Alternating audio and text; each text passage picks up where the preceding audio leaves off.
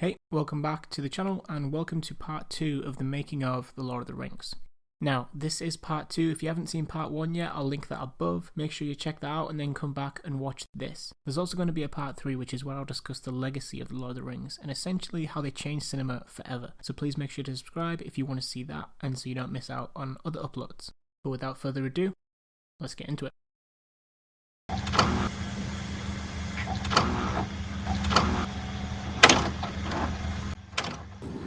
Day has now begun. I'm now completely transformed into a hobbit. All that I have left is to put on my wardrobe. So I've got my feet, got my wig, got my ears, got my dirt. I'm ready to go. I think I'll go in my trailer now, listen to a little music, relax, and get ready for the scene.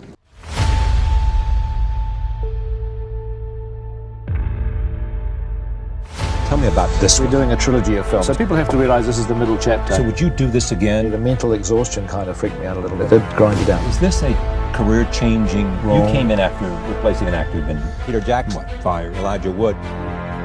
People say our movie's a pro-war movie too, which I also have a problem with.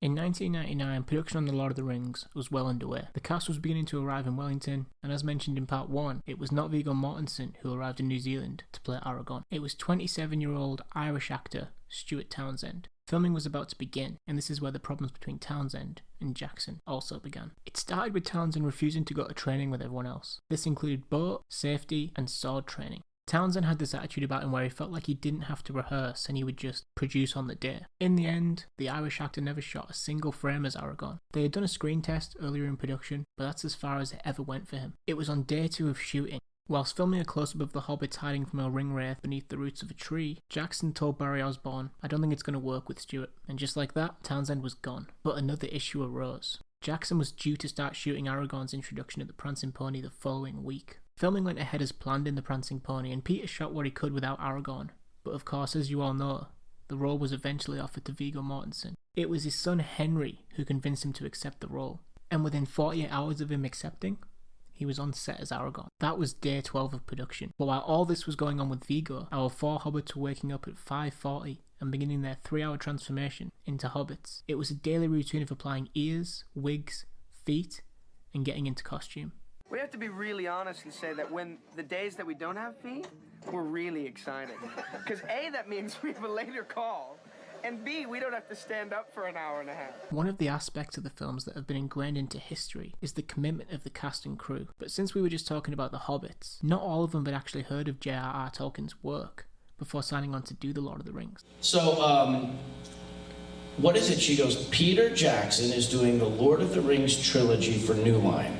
And I heard Peter Jackson, who directed The Frighteners, and my dad played the judge in The Frighteners. Peter Jackson is doing blah, blah, blah, trilogy, New Line. That's what I heard. And like, trilogy, I mean, if it's Peter Jackson, it's going to be a big movie. And if it's a trilogy, now you're in this epic whatever. But, and she said, you know the books, right? And I was like, The Phantom Toll Booth? No. She goes, it's the sequels to The Hobbit. I'm like, right, The Hobbit. And I turned my car around, I went right to Barnes & Noble, but I went in there and I said to the guy, do you know Tolkien? And he looked at me, like you're looking at me. He goes, Tolkien, J.R.R. Tolkien? I'm like, that's the guy. I was like, have you heard of it? And he just started walking, so I followed him down, and he goes to the fantasy section, and he goes, this is all Tolkien. And I was like, the first thing, I kid you not, the first thing I did, I was like, what else am I missing? October 11th, 1999 was the day the very first shot was put to film on The Lord of the Rings. The sequence had Frodo, Sam, Merry and Pippin hiding from the ring wraiths. Day 9 of production, Jackson would shoot the night scenes of the hobbits running from the wraiths, and 3 days later, on the 24th of October, Mortensen began shooting his scenes in the Prancing Pony. Now, initially, I was going to cover the filming of the Fellowship, the Two Towers, and the Return of the King separately, like I was going to give them their own videos, But I realised pretty quickly that that was going to be a nightmare to put together, because filming for these movies was done pretty sporadically. So they'd do a scene for Two Towers one day, then go back and do one for Fellowship, and then maybe do a scene from The Return of the King. So I realised pretty quickly that that wasn't going to be possible. So I thought what I'd do is talk about the high points from filming, and basically just give you guys a best of, the best moments of filming. Shooting on the films would venture out to over 100 different locations in New Zealand, from Matamata to Glenorchy. Apologies in advance if I'm butchering any of the names of these places. I'm not from New Zealand, if you can't tell. I'm from the UK. So, yeah, apologies in advance to any New Zealanders watching this. How lucky are we to be in New Zealand to see this? That's half of why this movie is so amazing. This kind of stuff, every day. I touched on this briefly earlier, but one of the requirements of having a role on this film was that you had to put in a lot of prior training, including sword training, and one of the more important aspects was boat training. This included rowing and boat handling. After the Stuart Townsend debacle, the production would soon hit another snag. What happened is that the car that Orlando and Sean were in, they were driving over a mountain and they come around a corner and there's been a huge slip. You know, the hillside's fallen down because it was torrential storm. They had to turn around to head back and do this long detour. They go around the next corner and the landslide was in front of them then. So there'd been a landslide behind them while they were looking. And so they were now stuck between two landslides in the remotest part of New Zealand by themselves. There's an old lady living by herself in their house. So she invites them in for a cup of tea and they end up staying with her for about three days. Something else that's become quite iconic about the filming of The Lord of the Rings was the use of helicopters to move around New Zealand. And of course, famously, Sean Bean's hatred of flying. And Billy and Orlando saying, "Oh man, this is amazing." Yeah. And I was sort of gripping the seat, just thinking, when are we going to get there? After this, Bean stated that he would be no longer taking the helicopter for the remainder of the shoot. The Council of Elrond scene was one of the aspects of filming that remains quite prominent in quite a lot of the actors' minds, because it was probably the longest sequence of the movie to film. When Peter Jackson was creating Middle-earth, they travelled to and shot in some pretty unique and beautiful locations, one of them being a car park. The exterior for Moria was shot on a wet set. It was shot in a car park right by a railway station, which is really funny when you think about it, because, you know, it looks so convincing. Filming of the exterior shots for Moria often took place during the early hours of the morning, whilst it was very cold. This seemed to take a pretty drastic toll on actor Billy Boyd. That evening is the coldest my feet have ever been, to the point that I was almost going to have to say it, like, I can't actually go on. A huge aspect of filming that a lot of actors had to come to grips with was acting with the use of CGI. And acting when there was nobody there was no reference point for them to play off. And I think the most famous case of this is when they essentially had to pretend to fight a cave troll. One of the moments that I knew I had to make sure that I included in this video is quite a fun little moment of Ian McKellen talking about how he invented blogging. So here it is. Talking about what we thought was going to happen with this huge project. The internet had just been invented. You could send emails to people, you could access people's websites, you could begin to communicate with people who you would never meet. Like-minded people. And I used to send a regular diary from the set, as did Peter. And together we invented blogging. Congratulations. It had not been done before. I called it e-posts. Didn't catch on. Blogging. The year was coming to an end, and towards the end of 1999 came the filming of the Amon Hen sequence that takes place towards the end of the Fellowship. And of course, the death of Boromir, and the fight between Lurtz and Aragorn, which was actually filmed by producer Barry Osborne, and not Peter Jackson. This wouldn't be a Lord of the Rings making of video if I didn't discuss the injuries that took place during the filming of these movies. Towards the end of the filming of the Fellowship of the Ring, Sean Astin managed to land himself a pretty gruesome injury. His foot had virtually been completely impaled on this shard of glass. But he wasn't the only Hobbit to obtain a foot injury. Dom got a wooden splinter through his foot. An amazingly tough splinter, I think probably made of titanium. You think somebody cut his leg off? The sweat was pouring off him. You know, like every time I put pressure on my foot, it was just an excruciating pain, like going up my foot. I thought he was going to pass out at one point, and everybody thought it was something really, really kind of serious. And I was saying to all the boys, I was saying to Elijah and Sean and Billy, I said, you've got to come over and see them take this splinter out, because it's going to be a whopper, you know, it's going to be like this big, and I'm going to get it framed. And they take out this tiny splinter. And I was like, I cannot believe you made that fuss over that splinter.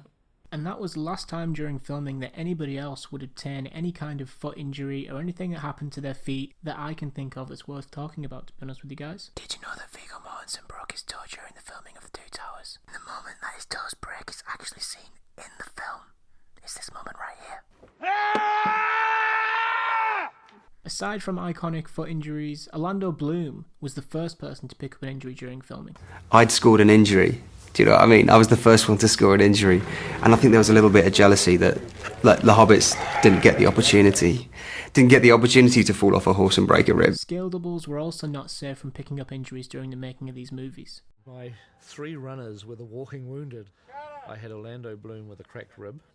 I had Viggo Mortensen, who had just broken 2 of his toes, and Brett Beattie, who was our scale Gimli, who had to do all the running, had dislocated his knee. Okay, one thing I just want to touch on here, guys, really quickly, is that I'm not trying to compare or come anywhere close to the making of that are on the DVDs of The Lord of the Rings, because they are so thorough and they are so in-depth, and there's no way that I could come close to it just making this video for YouTube. So I just wanted to talk about some highlights and some fun moments from filming. There's no way that anything I could make that could be as in-depth or as thorough or as well made as that.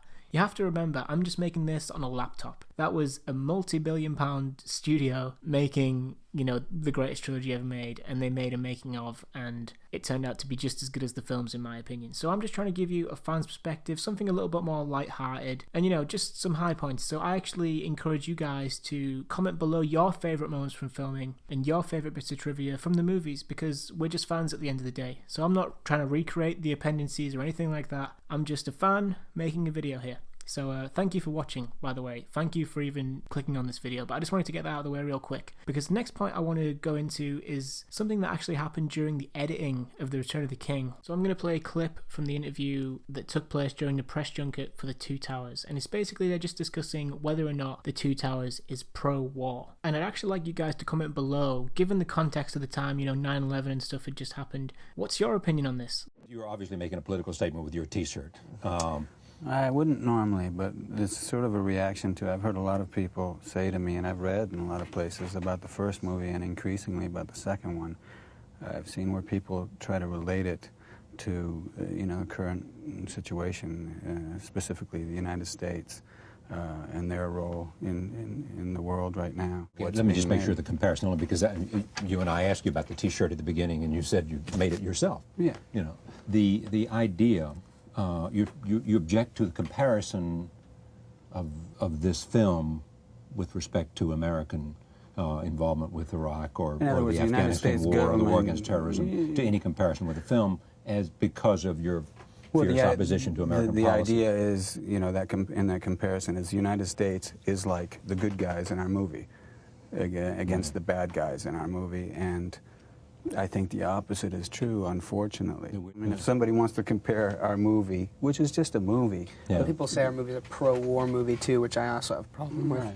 Yeah. Do you believe that The Two Towers is pro-war? I personally don't. You know, as a kid growing up, I used to watch these films religiously, and I never thought they were pro-war or they were encouraging fighting or anything like that. But yeah, I just thought it was an interesting point to include, especially given the time period. And this actually will probably link in closely to the next part 3, when I talk about the legacy of these films. But yeah, I just thought it was an interesting thing to include, that this was even something that was talked about at the time. But let me know in the comment section below, guys, if you think that The Lord of the Rings in any way promotes war or is pro-war. Interestingly enough, this actually leads into my next point, which is going to be my last point. And it's something that I believe that these films will be known for. And it's the friendship and the love that all of the actors shared. That brotherhood, that bond. Because I genuinely do believe that it shows through during filming. How everybody came together and displayed the opposite of a pro-war attitude. You know, they weren't promoting hate. They all loved each other. You know, they still meet up. And, you know, it's absolutely one reason why these films are successful and as good as they are. Peter Jackson said while they were casting these films that they wanted to cast genuinely nice people because they were going to be spending 18 months together. And if you weren't nice, it was going to be an absolute nightmare to get through the 18-month shoot. The love, the passion that all these actors put in genuinely comes across on screen. And it's an aspect that makes me love these films even more. Knowing that all the actors got on and they all genuinely had friendships with each other, just makes me love these films so much more. The point that I think I'll finish on is something that Liv Tyler said during Reunited Apart while she was talking about her favourite moments from filming. So here it is. Favorite memories from making Lord of the Rings? Liv, go. What's your favorite memories? Oh, everything. Togetherness, sweetness, humor, innocence, doing something that had never been done before. It was kind of crazy at times, but everyone just gave their everything. It was so special. It was like growing up together. It was like family. The fact that she knew that this was something groundbreaking, this was something that had never been done before, the expectations that were riding on it, and the fact that they delivered in the manner that they did. I mean, the pressure that was on them, the pressure must have been so immense. I mean, the studio could have gone broke if these films hadn't have worked. It's a miracle that they're as good as they are, especially given the development hell that these films went through. I think it's amazing that they shot 3 films back to back. The work ethic, the passion that they showed is something that I believe these films will be known for, and it's something that I think will live in infamy forever. Lovely last shot.